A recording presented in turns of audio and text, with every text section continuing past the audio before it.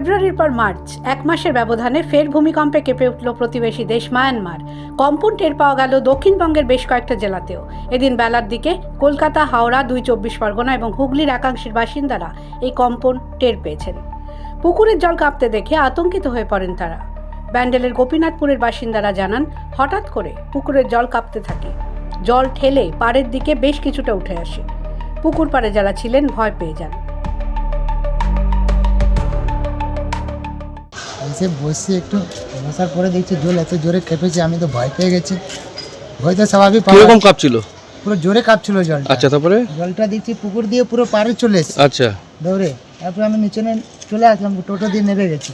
নেমে দেখছি এখানে পুরো জলে পুরো ফ্যানার মতন গ্যাস গ্যাস গ্যাস গ্যাস হয়ে গেছে পুরো পুকুরে। তারপর দেখছি পুরো পুকুরে জলই কাঁপছে। গত ফেব্রুয়ারিতেও মায়ানমারে ভূমিকম্প অনুভূত হয়েছিল।